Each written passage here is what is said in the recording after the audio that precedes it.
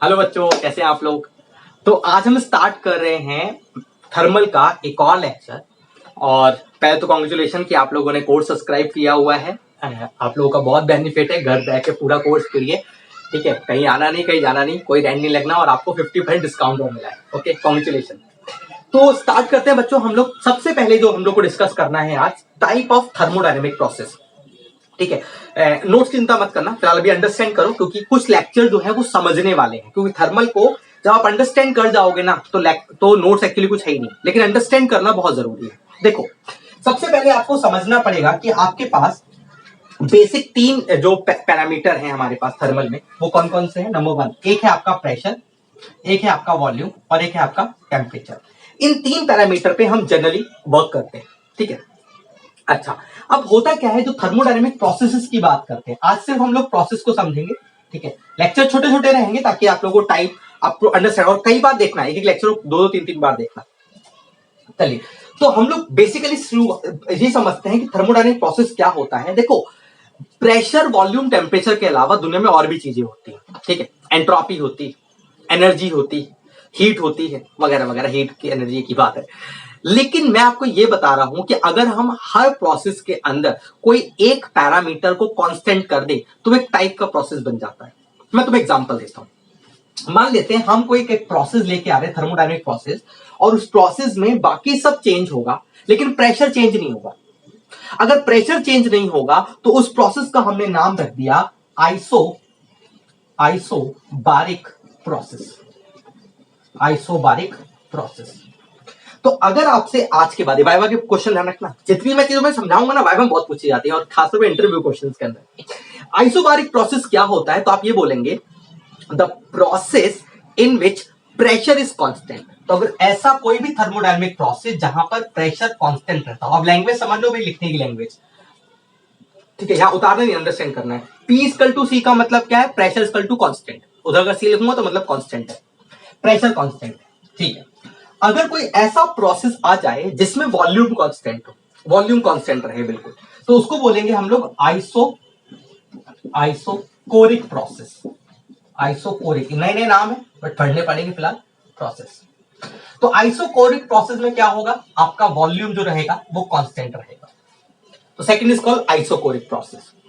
Number third जो आएगा, जिसमें क्या कांस्टेंट रहेगा, आधे तो समझ ही गए होंगे, टेम्परेचर कांस्टेंट रहेगा।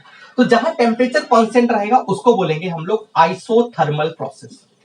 मैं आपको फ्यूचर में इन्हीं नाम से मैं पढ़ाऊंगा, आइसोथर्मल प्रोसेस। और टीचर भी अगर आपको पढ़ा रहे होंगे तो इसी नाम से पढ़ाएंगे। इसमें टेम्परेचर क्या रहेगा, तो तीन प्रोसेस तो बहुत इजी से सबको समझ आ जाते हैं, इसमें कोई इशू नहीं है। अब मैं एक अगले प्रोसेस की तरफ जा रहा हूं। देखो बच्चों, आप में से मेरी बात समझना, आपने थर्मस तक सुना है, थर्मस।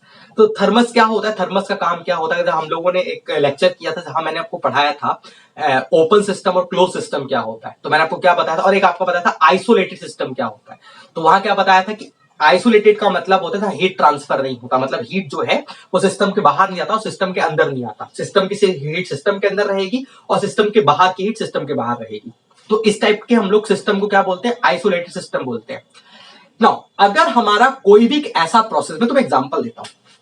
देखो, मैंने एक पाइप बनाया ऐसे करके, ठीक है, पाइप बनाया।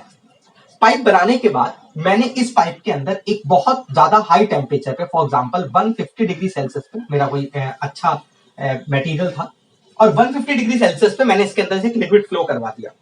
अब अंडरस्टैंड करना, जब इसके अंदर से 150 डिग्री सेल्सियस पे एक लिक्विड फ्लो कर रहा है, तो एक बात तो कंफर्म है कि जो लिक्विड जब फ्लो करेगा तो इसकी हीट बाहर आने की कोशिश करेगी। लेकिन मैंने एक मटेरियल ऐसा बनाया है कि इसकी हीट बाहर नहीं आती, जैसे थर्मस का मटेरियल होता है। इसका मतलब इस वाले प्रोसेस के अंदर जब यहां से यहां तक फ्लो होगा, इस वाले प्रोसेस में हीट ट्रांसफर नहीं होगा। ठीक है, ध्यान रखना, इस वाले प्रोसेस के अंदर हीट ट्रांसफर नहीं होगा। That is very important, heat transfer नहीं हुआ। अब अगर हीट ट्रांसफर नहीं होता तो ये भी तो प्रोसेस होगा। मैंने बोला यार टेम्परेचर बढ़ा, मान लेते हैं रिएक्शन हुई अंदर, वॉल्यूम इसके अंदर बढ़ा, हल्का एक्सपेंड हुआ, प्रेशर इंक्रीज हुआ, सब कुछ चेंज हुआ, बट एक ही चीज नहीं हुई, क्या, हीट ट्रांसफर नहीं हुआ। तो हमारे पास एक और प्रोसेस बन गया जिसके अंदर हीट ट्रांसफर नहीं होता। तो ऐसे प्रोसेस में हीट ट्रांसफर नहीं होता बच्चों, उसको बोलते हैं एडियाबैटिक प्रोसेस। अब ये नाम जो है समझ लो बस, एडियाबैटिक प्रोसेस में क्या होता है, हीट ट्रांसफर जीरो होता है, there is no heat transfer, constant नहीं, हीट हो ही नहीं रहा, ट्रांसफर ही नहीं हो रहा, ठीक है। ये बहुत काम आएगा। और देखो मैं आपको प्रैक्टिकली बताऊं तो प्रैक्टिकल लाइफ में ऐसा कोई प्रोसेस होता ही नहीं है हीट ट्रांसफर ना हो, हीट ट्रांसफर होगी, कम हो तो ज्यादा हो, बट हम लोग ऐसा मानते हैं कि एक प्रोसेस में हीट ट्रांसफर नहीं हो रहा, उसको हम लोग बोलते हैं एडियाबैटिक प्रोसेस। और पांचवा प्रोसेस आपके सिलेबस में, एक्चुअली लास्ट, आपके सिलेबस में तो कायदे में ये है ही, बट अब बता रहा हूं। अब एक बार बताओ, और भी तो प्रोसेस होंगे, इनफाइनाइट नंबर ऑफ प्रोसेस है। हम लोग तो भाई बात बताओ ना, प्रोसेस तो पहले भी होते होंगे ना, हम लोगों ने तो क्या इसको बस डिस्कवर करा, अंडरस्टैंड करा, पढ़ना शुरू कर दिया। अब हुआ क्या, आइसोबारिक प्रोसेस हमने डिस्कवर करके पढ़ना शुरू कर दिया, आइसोकोरिक पढ़ना शुरू कर दिया, आइसोरोल पढ़ना शुरू कर दिया, एडियाबैटिक ये हमें समझ आ गए, हमारी साइंस यहां तक पहुंची कि अंडरस्टैंड करके प्रैक्टिकल लाइफ में यूज कर पाए। लेकिन there are infinite number of processes, क्या पता किसी में कुछ और कांस्टेंट होता हो, किसी में कुछ और कांस्टेंट होता हो, उसको अभी प्रैक्टिकल लाइफ में अभी यूज नहीं कर पा रहे हो, फ्यूचर में क्या पता यूज करना शुरू कर दें। तो जो बाकी बचे प्रोसेस हैं, मतलब आपने क्या किया, पूरे समंदर में से 4 बूंदे निकाली, 1 2 3 4 समंदर रहने दिया, तो जो बचे कुछ प्रोसेस हैं इसीलिए उनका नाम पड़ा पॉलीट्रॉपिक प्रोसेस।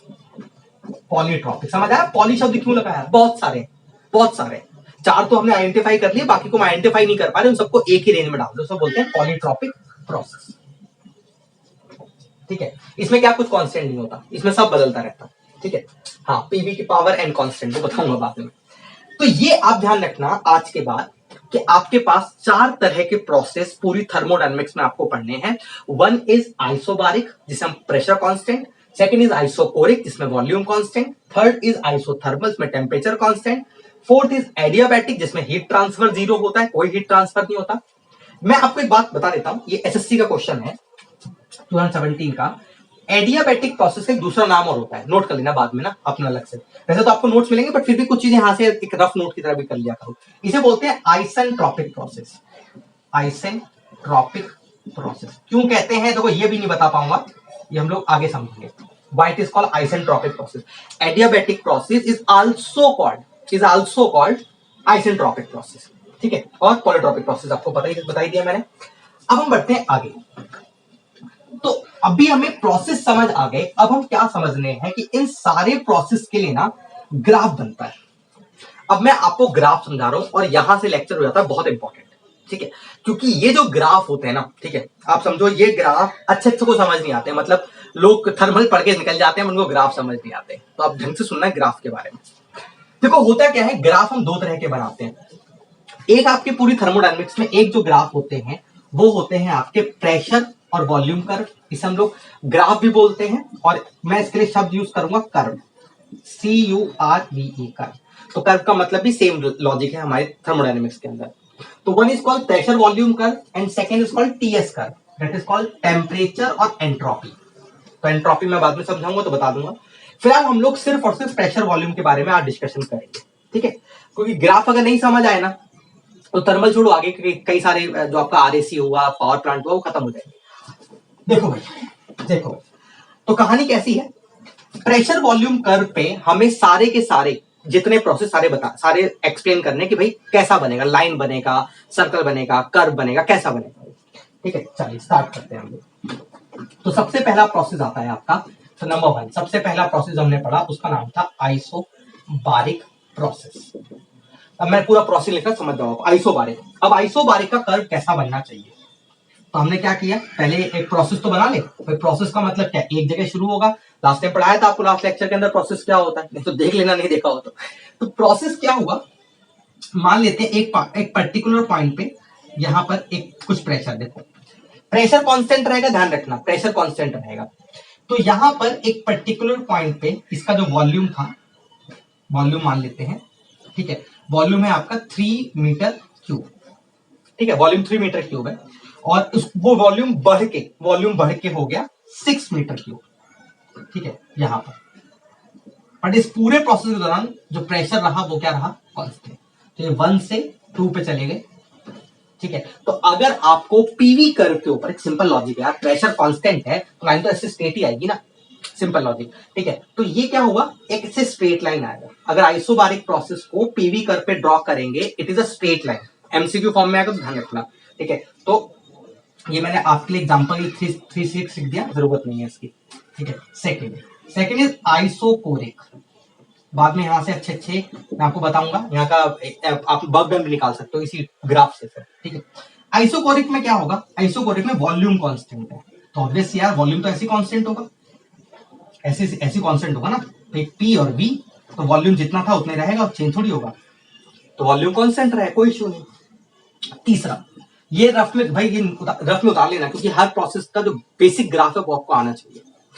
अच्छा, अगला है आइसोथर्मल।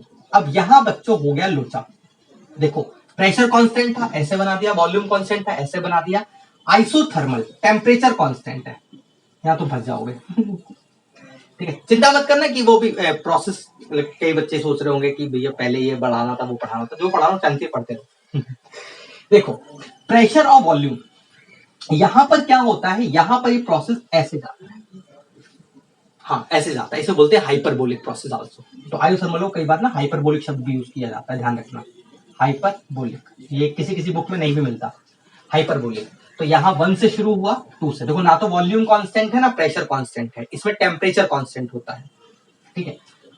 चौथा चौथा होता है आइसेंट्रोपिक, आइसेंट्रोपिक को जिसको मैंने एक दूसरा नाम दिया था, अभी क्या बोला था मैंने, एडियाबैटिक, दोनों नाम सेम होते हैं, एडियाबैटिक। अब एडियाबैटिक प्रोसेस जो बच्चों आता है, और यहां है कंफ्यूजन, वो भी ऐसे ही आता है, 1 से 2, वो भी ऐसे ही आता है, एडियाबैटिक भी एक्चुअली ऐसे ही आता है। अब एडियाबैटिक भी ऐसे ही आ रहा है, आइथर्मल भी ऐसे ही आ रहा है, तो हम इनमें डिफरेंशिएट कैसे करेंगे, यही थर्मल वाले खेल जाते हैं तो होता क्या है, इन दोनों को जब एक साथ हम ड्रॉ करेंगे तो यहां पर एक शब्द पैदा होगा, उस शब्द का नाम होगा बच्चों स्लोप। अब कोई अगर ये कंफ्यूज हो रहा हो कि मैंने 5 वाला प्रोसेस क्यों नहीं बनाया, तो मैंने बताया वो आपके सिलेबस में नहीं है ना, जबरदस्ती उसको नहीं बनाएंगे बिना मतलब, ठीक है। हाँ बस आपको बता दिया कि ऐसा प्रोसेस होता है बहुत। स्लोप क्या होता है, जब आप एक ग्राफ बनाते हैं, मान लीजिए आपने एक ऐसे ऐसे बनाया और एक ऐसे बनाया, और मैंने बोला आप दोनों पे बैठ के फिसलो, दोनों पे बैठ के फिसलो, तो आपने देखा कि आप जो बैठ के फिसल रहे हैं तो इस पे तेजी से नीचे आ रहे हैं, इस पे स्लो स्लो नीचे आ रहे हैं, इसका मतलब इसका स्लोप ज्यादा है, स्लोप का मतलब होता है ढलान, सिंपल ढलान समझ तो, ढलान स्लोप होता है। तो जब हम लोग आइसोथर्मल और एडियाबैटिक को एक ही ग्राफ पे बनाते हैं तो हम क्या देखते हैं, एक का स्लोप ज्यादा आता है और एक का स्लोप कम आता है, ठीक है। तो वो कैसे आता है वो हम लोग डिस्कशन बाद में करेंगे। अभी आपको मैंने क्या बताया कि हमारे 5 टाइप के प्रोसेस होते हैं, आइसोबारिक, आइसोकोरिक, आइसोथर्मल, इसके बाद एडियाबैटिक, पॉलीट्रॉपिक, ठीक है। बस हमने ग्राफ की जहां तक बात करी, तो आइसोबारिक का ग्राफ इस तरीके से बनेगा, ठीक है, आइसोकोरिक ग्राफ इस तरीके से बनेगा, और आइसोथर्मल ग्राफ ऐसे बनेगा, और एडियाबैटिक का ऐसे बनेगा। अब यहाँ पर दूसरा कंफ्यूजन जो हम लोग नेक्स्ट लेक्चर में करेंगे, लेक्चर थोड़े से छोटे रखेंगे ताकि समझ आए चीजें आपको, कि सर एक बात बताओ, ग्राफ तो ऐसे ही बन सकता था, कि बच्चे दिमाग में आएगा, कोई एरो इधर बनाया, एरो इधर बन सकता था, कि यहां पर ग्राफ ही ऐसे बन सकता था, नीचे की तरफ बन सकता था, ठीक है। यहां पर आपने ऐसे बनाया, ये कल को ऐसे ही बन सकता था, उल्टा बन सकता था, बिल्कुल बन सकता है, कोई इशू नहीं। ये ऐसे बनाया, ये ऐसे उल्टा ही बन सकता है। तो एरो का क्या चक्कर है, शेप तो ये रहेगी ग्राफ की, बट एरो मैंने ऐसा क्यों बनाया, ये हम लोग नेक्स्ट लेक्चर में मैं बताऊंगा आप लोगों को कि एरो जो है वो किस बात पर डिसाइड करता है। अभी सिर्फ एक बात समझो, ठीक है, आपका जो थर्मोडायनेमिक 4 प्रोसेस के अलावा प्रैक्टिकली ये क्या हो रहा है वो भी देखना होता है, जैसे कि एक्सपेंशन हो रहा है, कंप्रेशन हो रहा है, हीट एडिशन हो रहा है, कि हीट रिजेक्शन हो रहा है। एग्जाम्पल देखो, एग्जाम्पल के लिए अगर मैं 1 से 2 जा रहा हूं, अंडरस्टैंड करना, अगर मैं 1 से 2 जा रहा हूं तो वॉल्यूम बढ़ रहा है, तो प्रेशर कांस्टेंट है बट वॉल्यूम बढ़ रहा है, वॉल्यूम बढ़ने का मतलब होता है एक्सपेंशन हो रहा है, इंजन में इंजन जब चलाते हैं ना उसमें एक्सपेंशन होता है, तो उसे बोलूंगा आइसोबारिक है बट एक्सपेंशन प्रोसेस है। लेकिन जब मैं 2 से 1 आ रहा हूं तो वॉल्यूम कम हो रहा है, देखो ना 2 पे वॉल्यूम यहां पर 6 था और यहां पर 3 रह गया, तो उसको बोलेंगे कंप्रेशन हो रहा है। तो इस वाले केस में बोलेंगे है तो आइसोबारिक, प्रेशर कांस्टेंट है, बस एक कंप्रेशन हो रहा है। तो isobaric expansion, isobaric compression, isochoric heat addition, isochoric heat reaction, ऐसे बहुत सारे प्रोसेस आएंगे। और ये इसलिए समझना जरूरी है आप लोगों के लिए, जब आप लोग आईसी इंजन पढ़ेंगे, आईसी इंजन का मतलब internal combustion engine, IC engine जो आप लोगों के डीजल पेट्रोल के इंजन होते हैं, और जब आप रेफ्रिजरेशन पढ़ेंगे, मतलब आपके 3 सब्जेक्ट यहाँ के बाद इनसे से निकलने वाले हैं, एक आपका इसके बाद थर्मल 2 आएगा, फिर आपके पास आरएसी आएगा और पावर प्लांट आएगा, वो सारे यहीं से निकलने वाले हैं, बेसिक फंडामेंटल है, ठीक है। ऐसे सेम तरीके से यहां पर वॉल्यूम बढ़ रहा है, यहां वॉल्यूम कम हो रहा है, तो अभी तो हमें देखना पड़ेगा एक्सपेंशन है, कंप्रेशन है, कि हीट एडिशन हीट रिजेक्शन भी हो सकता है। तो थर्मोडायनेमिक में फिलहाल मैं अभी आपको यही समझा रहा हूं कि हमारे पास 5 टाइप के प्रोसेस है। प्रोसेस समझ आ गए, उनकी शेप कैसे बनती है, किसके ऊपर, ग्राफ के ऊपर, और इसका जो अगला पार्ट है जहां मैं आपको ये बताऊंगा ये शेप ऐसी वाली क्यों बनती है। ठीक, अभी आज के लिए इतना ही। Thank you so much. और अभी आप क्या कीजिए, इनको उतारिए मत उतारिए, आपकी मर्जी। जब मैं नेक्स्ट लेक्चर में आपको चीजें समझा दूंगा, ये अंडरस्टैंडिंग की चीजें हैं, नोट्स की चीजें नहीं है, इसको समझना है। इस लेक्चर को 2 से 3 बार कम से कम देख लेना। चलिए, okay, thank you so much, bye bye.